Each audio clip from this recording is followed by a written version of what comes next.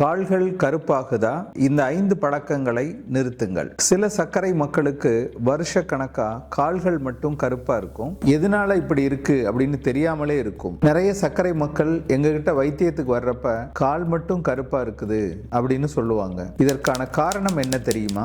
இந்த கருப்பு நிறம் எதோட அறிகுறி? இது வந்தால் என்ன செய்யும்? இதை வரவிடாமல் எப்படி தடுக்கிறது? இதை பத்தி தான் இந்த வீடியோல நம்ம விரிவா பேச போறோம். நான் டாக்டர் மணிவண்ணன், ஸ்ரீ பார்வதி சர்க்கரை நோய் மருத்துவமனை, காரைக்குடி. சர்க்கரை மக்களுக்கு மிக முக்கியமான வீடியோக்கள்ல இதுவும் ஒண்ணு. அதனால வீடியோவை ஆரம்பத்திலேருந்து முடிவு வரைக்கும் ஸ்கிப் பண்ணாம பாருங்க. அவசியம் சப்ஸ்கிரைப் பண்ணி பாருங்க. Facebookல பார்க்கறவங்க லைக் பண்ணுங்க, ஃபாலோ பண்ணுங்க, ஷேர் பண்ணுங்க. சர்க்கரை உள்ள ஏழை குழந்தைகள் இன்சுலின் வாங்க, மாத்திரை வாங்க கூட வசதி இல்லாத ஏழை சர்க்கரை மக்களுக்கு மாத்திரை வாங்க, காலில் புண்ணு இருக்கிற ஏழை சர்க்கரை மக்களுக்கு உயர்தர சிகிச்சை அளிக்க நம்ம சேனல்ல இருக்கிற ஜாயின் பட்டனை பிரஸ் பண்ணி நீங்களும் உங்கள் பங்களிப்பை அளிக்கலாம். நம்ம சேனல் கமெண்ட்ல நிறைய கேள்விகள் வருது. ஒவ்வொரு கேள்விக்கும் தனிப்பட்ட முறையில் நான் பதில் சொல்லிக்கிட்டே தான் இருக்கிறேன். அதுல ஒரு கேள்வியை தேர்ந்தெடுத்து நான் பதில் சொல்றேன். ஐயா, எனக்கு காலில் புண்ணு 2 வருஷமா இருக்கு.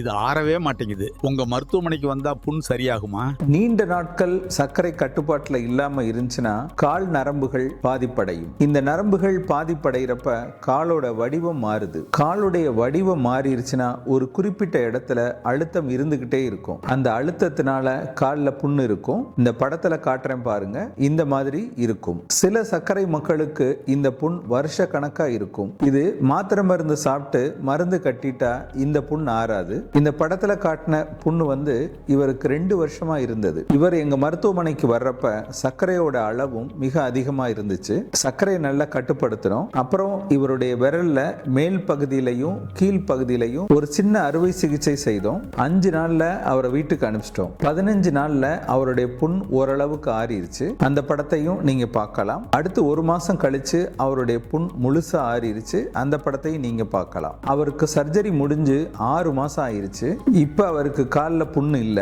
ஆரம்பத்துல அவருடைய சர்க்கரையை கட்டுப்படுத்த நாங்க இன்சுலின் போட்டோம். இப்ப அவருக்கு இன்சுலினை நிறுத்திட்டு மாத்திரை மட்டும் தான் சாப்பிடுறாரு. சர்க்கரையும் நல்ல கட்டுப்பாட்டுல இருக்கு. நல்லா இருக்கிறாரு. புண் இல்லாத அவருடைய காலையும் இப்ப நான் உங்களுக்கு காட்டுறேன். நீங்களே பார்க்கலாம். இந்த மாதிரி வருஷ கணக்கா புண்ணு இருக்கு அப்படின்னா அவருடைய காலில் வடிவம் மாறி இருக்கும். அதனால அழுத்தம் இருக்கும். அதை சர்ஜரி பண்ணி தான் சரி செய்ய முடியும். ஒரு டீ கடை மாஸ்டர் காலையில 5 மணில இருந்து நைட்டு 8 மணி வரைக்கும் நின்றுகிட்டே இருப்பார். அவர் என்கிட்ட சொன்னது, கால் ரொம்ப வருஷமா கருப்பா தான் சார் இருக்கு. அதுல ஒரு அரிப்பு வந்துச்சு, அதுல புண்ணு வந்துருச்சு. 15 நாள் ஆச்சு சார், புண்ணு ஆறல அப்படின்னு சொல்லிட்டு வந்தார். காலை பார்த்தேன்.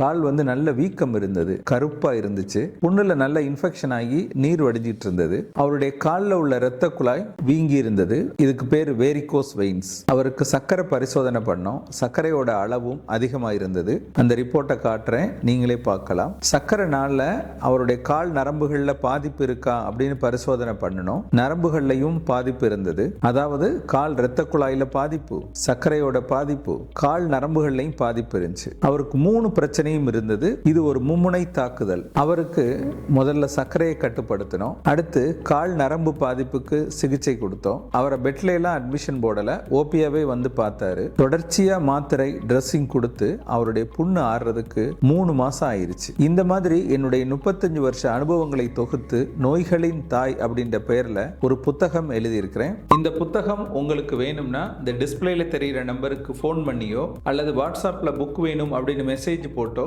கொரியர் மூலம் இந்த புத்தகத்தை பெற்றுக்கொள்ளலாம். கால்கள் கருப்பாகிறதுக்கு காரணங்கள் என்ன? முதல்ல இரத்த குழாய்கள்ல ஏற்படுற பாதிப்பு. இரத்த குழாயில ஏற்படுற பாதிப்பை 2 வகையா நம்ம பிரிக்கலாம். ஒன்னு பெரிஃபரல் வாஸ்குலர் டிசீஸ். இது நம்ம இருதயத்திலிருந்து இரத்தத்தை கால்களுக்கு கொண்டு போற இரத்த குழாய்கள்ல ஏற்படுற பாதிப்பு. இந்த இரத்த குழாய்கள்ல கொழுப்பு அதிகமா படிஞ்சிருச்சு அல்லது சுருக்கம் வந்துருச்சு அல்லது அடப்பு வந்துருச்சு அப்படின்னாலே இரத்த ஓட்டம் குறையும். இரத்த ஓட்டம் குறைகிறனால செல்களுக்கு போற பிராணவாயுவோட அளவு குறையும். தோல் கருப்பாகும். கால் ஒரு சில்லுன்னு இருக்கும். இந்த நிலையில புண்ணு வந்தால் ஆறாது. இன்னொரு வகை, கால்களுக்கு போன ரத்தம் திருப்பி வர்ற இரத்த குழாய்கள்ல ஏற்படுற பிரச்சனை. இதை வேரிகோஸ் வெயின்ஸ் அப்படின்னு சொல்லுவோம். சொல்லுவோம். இது யாருக்கு வரலாம் அப்படின்னா, டிராஃபிக் போலீஸ் அவங்க ரொம்ப நேரம் நிற்பாங்கல்ல, அவங்களுக்கு வரலாம். டீ கடை மாஸ்டருக்கு வரலாம். முக்கியமா ரொம்ப நேரம் நின்று வேலை பார்க்குறவங்களுக்கு இது வரும். இந்த மாதிரி நீண்ட நேரம் நிற்கிறப்ப கால்களில் உள்ள இரத்த குழாயில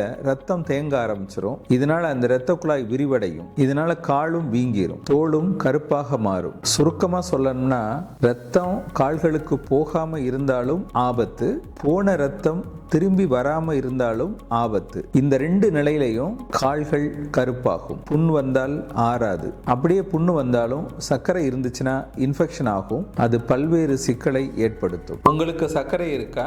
எத்தனை வருஷமா இருக்கு? உங்க கால் கருப்பா இருக்கா? அப்படிங்கிறத கமெண்ட்ல சொல்லுங்க. அடுத்த காரணம் கால் நரம்புகளில் ஏற்படும் பாதிப்பு. இரத்த குழாயும் நரம்பும் ஒண்ணு அப்படின்னு சொல்லுவாங்க. அப்படி இல்லை. இரத்த குழாய் வேற, கால் நரம்புகள் வேற.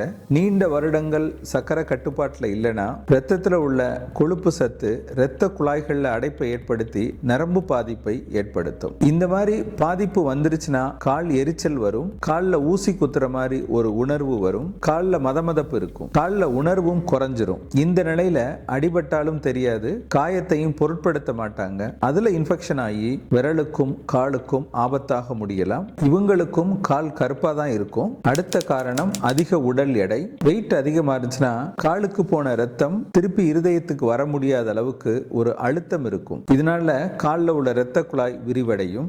அதனால இவங்களுக்கும் கால் கருப்பா தான் இருக்கும். அடுத்த பிரச்சனை தோல் பிரச்சனையாகவும் இருக்கலாம். ஒரு ஃபங்கல் இன்ஃபெக்ஷன் அல்லது எக்ஸிமா அல்லது தோல்ல ஏற்படுற ஒரு வரட்டுத்தன்மையா கூட இது இருக்கலாம். இதுவும் கால் கருப்பா தான் இருக்கும். அதனால கால் கருப்புக்கு காரணம் என்ன அப்படின்னு கண்டுபிடிச்சு அதுக்கு ஏற்ப ட்ரீட்மெண்ட் பண்றதா ரொம்ப நல்லது. தோல்ல வெறும் மருந்து போடுறது மட்டும் இதுக்கு தீர்வு இல்லை. சரி, கால் கருப்பு வந்துருச்சு, நம்ம என்ன செய்யக்கூடாது?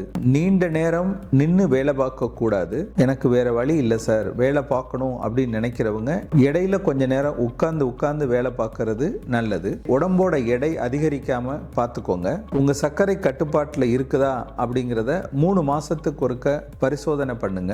புண் எதுவும் வந்துருச்சுன்னா சொந்த வைத்தியம் பார்க்காம உடனே டாக்டரை பாருங்க. ரொம்ப டைட்டான செருப்பெல்லாம் காலுக்கு போட வேண்டாம். இந்த மாதிரி கால் கருப்பு வராம சர்க்கரை மக்கள் எப்படி இதை தவிர்க்கிறது? ஒவ்வொரு சர்க்கரை மக்களும் தினம் 30 நிமிஷம் நடக்கணும். உங்க உயரத்துக்கு ஏற்ப உங்க எடை இருக்கணும். எடை கூடாம பார்த்துக்கோங்க.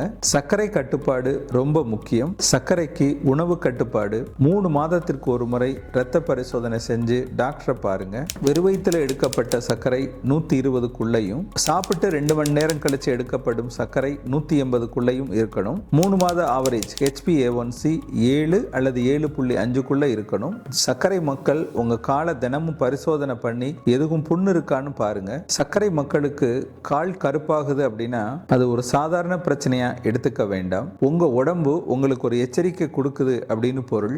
இன்னைக்கு கால் கருப்பு தான், நாளைக்கு புண்ணா மாறும், அடுத்து ஆபரேஷன், விரல் இழப்பு அப்படின்னு போகும். இதை ஆரம்பத்திலே சர்க்கரையை கட்டுப்படுத்தி இந்த பிரச்சனையை கவனித்தால் எதிர்கால கஷ்டத்தை தவிர்க்க முடியும். கால்களை பார்த்துக்கோங்க. அதுக்கு அக்கறை காட்டினால் சர்க்கரை குறையும். உடம்ப பார்த்துக்கோங்க. இந்த வீடியோ பதிவோட முதல் கமெண்ட்ல சர்க்கரை மக்களின் எலும்புகள் பலம் பெற 10 டாப் 10 உணவுகள் அப்படின்ற வீடியோவும் இருக்கு. அதையும் போய் பார்த்து தெரிஞ்சுக்கோங்க.